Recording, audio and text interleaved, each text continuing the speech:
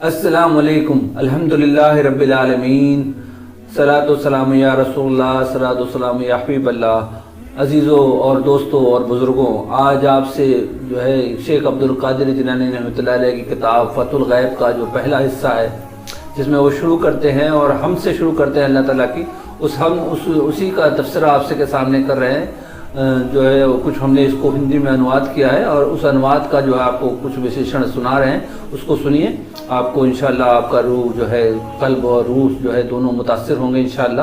تو پہلی بات کرتے ہیں کہ وہ فرماتے ہیں کہ جب ہم اپنی بات کی شروعات اللہ تعالیٰ کے حمد سے کرتے ہیں، وہ وہی ظاہر ہے، وہی باطن ہے، وہ ہمارے کہے ہوئے الفاظ ہی نہیں، ہمارے دلوں کے ارادے بھی جانتا ہے۔ ہم سب اسی کی طرف آئے ہیں اور ایک دن اسی کی طرف لوٹ کر جانا ہے۔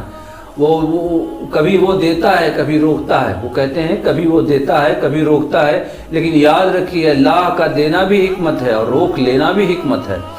پھر ہم درود شریف کی بات، درود و سلام بھیجتے ہیں آقا صلی اللہ تعالیٰ علیہ وسلم پر، جن کی تعلیم سے مردہ دلوں کو زندہ کیا اور بھٹکی ہوئی روحوں کو نور عطا فرمایا۔ اگر آج ہمیں ہدایت، نماز، روزہ اور صحیح راستہ نصیب ہے تو وہ صرف نبی صلی اللہ تعالیٰ علیہ وسلم کی صدقے سے ہے۔ اے طالب علم، وہ فرماتے ہیں اے طالبان حق، جو حق کے لیے جو ہے علم لینے والے، علم سیکھنے والے، ان کے لیے فرماتے ہیں سب سے پہلے اپنی جنگ نفس سے کرو۔ نفس کہتا ہے جو دل چاہے کرو، جو اچھا لگے وہی صحیح ہے، لیکن اللہ فرماتا ہے میرے حکم کے مطابق چلو۔ بزرگ فرماتے ہیں نفس کی غلامی ہلاکت ہے، رب کی اطاعت نجات ہے۔ نفس کی غلامی ہلاکت ہے، رب کی اطاعت نجات ہے۔ جب تک دل غیر خدا سے بھرا رہے گا، مطلب جب تک آپ کا دل غیر خدا سے بھرا رہے گا، دنیا، مال، شہرت، لوگوں کی رائے، سب مغفرت کے دروازے نہیں کھلیں گے۔ اسی لیے سکھایا گیا ہے کہ اللہ پر بھروسہ رکھو اور مخلوق سے امید کم کرو۔ یہی توحید کی حقیقت ہے۔ وہ بھی یہ بھی فرماتے ہیں اے بندہ خدا، شیخ عبد القادر جیلانی فرماتے ہیں اے بندہ خدا، اب سب سے نازک بات عمل اور اخلاص ہے۔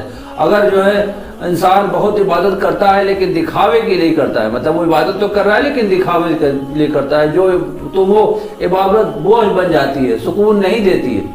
اور اگر کوئی اگر کہے کہ میرا دل تو صاف ہے لیکن عمل زیرو ہے، تو وہ صرف اس کا دعویٰ ہے۔ وہ یہ کہہ رہا ہے کہ ہمارا دل تو صاف ہے لیکن ہم اللہ کو مانتے ہیں، لیکن اس کا جو یہ کہنا ہے وہ اس کو صرف ایک دعویٰ ہے، کیونکہ وہ کہتے ہیں کہ عمل بنا اخلاص کے بوجھ ہے۔ عمل جو ہے وہ بنا اخلاص کے بوجھ ہے، اور اخلاص بنا عمل کا دعویٰ